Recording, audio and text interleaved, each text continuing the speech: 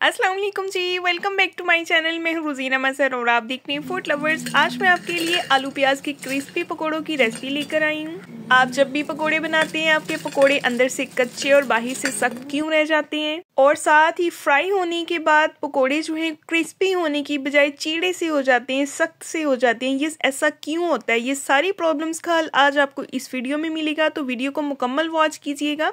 Start करते हैं। बिस्मिल्लाहिर्रहमानिर्रहीम।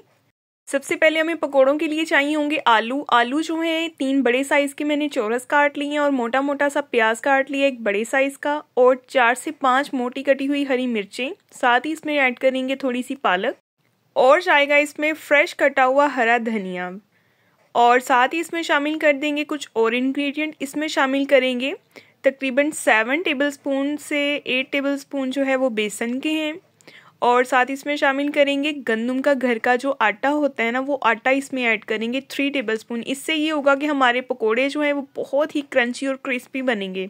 1 टेबलस्पून जाएगा इसमें खुश्क धनिया साबुत, 1 टेबलस्पून इसमें जाएगा सुरख मिर्च पाउडर, 1 टीस्पून इसमें जाएगा हल्दी पाउडर। हस्बे ज़रूरत इसमें हमने नमक शामिल कर देना है, और इसमें शामिल कर देंगे 1 टेबलस्पून अनारदाना। अनारदाने को अपने अच्छे से धो के फिर यूज़ करना है। पकोड़ों में लाजमी ऐड कीजिएगा, स्किप ना कीजिएगा, बहुत अच्छा फ्लेवर आता है। और इन सब इंग्रेडिएंट्स को हमने अच्छे तरीके से हाथ से मिक्स कर लेना है। अगर ज़रूरत पड़े थोड़ा सा पानी ऐड कर सकते हैं, ज़्यादा पानी का इस्तेमाल नहीं करेंगे क्योंकि जो इसमें प्याज है, जो वेजिटेबल्स हैं, उन्होंने भी पानी छोड़ना है। तो ये देखिए हमने अच्छे तरीके से इन वेजिटेबल्स को मिक्स कर लिया है। बिल्कुल थोड़ा सा मैंने इसमें पानी ऐड किया था, और ये सारे का सारा हमारा जो बैटर है पकोड़ों का ये तैयार हो गया। अब इससे जो नेक्स्ट प्रोसीजर है वो बहुत अहम है, उसको स्किप किए बगैर देखिएगा। अगर तो आपके पकोड़े अंदर से कच्चे और बाहर से सख्त हो जाते हैं तो आपने वीडियो को यहाँ से बिल्कुल भी स्किप नहीं करना। और सबसे पहले तो ये देखिए हमने ऑयल जो है उसको हल्की लो फ्लेम पे हमने गर्म कर लेना है, और एक आलू का पीस डाल के चेक कर लें कि तेल ठीक से गर्म हो चुका है। अब इस तरह से हमने बैटर जो है पकोड़ों के लिए हाथ पे लेना है, और इसको थोड़ा सा चिपटा कर लेना है, थोड़ा सा दबा लेना है। पकोड़े जो हैं हमने गोल गोल से मोटे मोटे नहीं बनाने, ठीक है।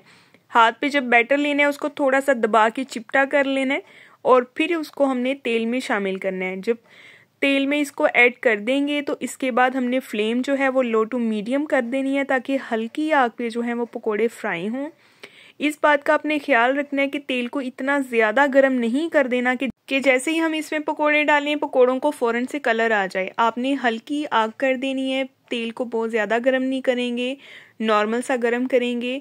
चेक कर लेंगे कि पकोड़े फ्राई होने के लिए तेल रेडी है या नहीं है। तो ये देखिए इस तरह से हल्की आग पे जब हम इनको फ्राई करेंगे तो ये अंदर तक पकेंगे, अंदर से कभी भी पकोड़े कच्चे नहीं होंगे और बाहर से सख्त नहीं होंगे। जब हम ज़्यादा गर्म तेल में पकोड़े डालते हैं तो पकोड़ों की लेयर जो है वो बाहर से चीड़ी हो जाती है, सख्त हो जाती है, और अंदर से पकोड़े कच्चे रह जाते हैं। तो ये देखिए इस तरह से हमने पकोड़ों को हल्का प्यारा सा गोल्डन कलर दे के इनको निकाल लेने हैं, और स्टेप बाय स्टेप बाकी ये भी सारे पकोड़े इसी तरह से फ्राई करेंगे। अगर आप इन टिप्स को ट्रिक्स को फॉलो करेंगे तो यकीन करें कि आपके पकोड़े भी बहुत ही क्रिस्पी और मज़ेदार बनेंगे और अंदर तक पके हुए होंगे।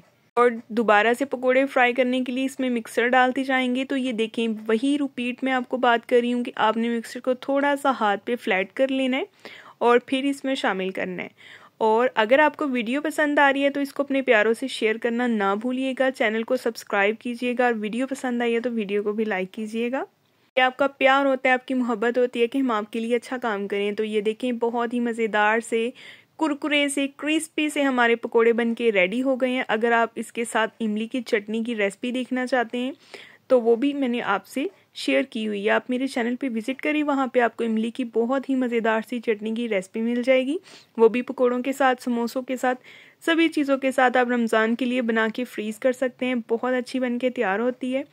तो नेक्स्ट हम इंशाल्लाह मिलेंगे एक बहुत ही प्यारी और नई वीडियो के साथ। अपना बहुत सारा ख्याल रखें। तब तक के लिए जी अल्लाह हाफिज़।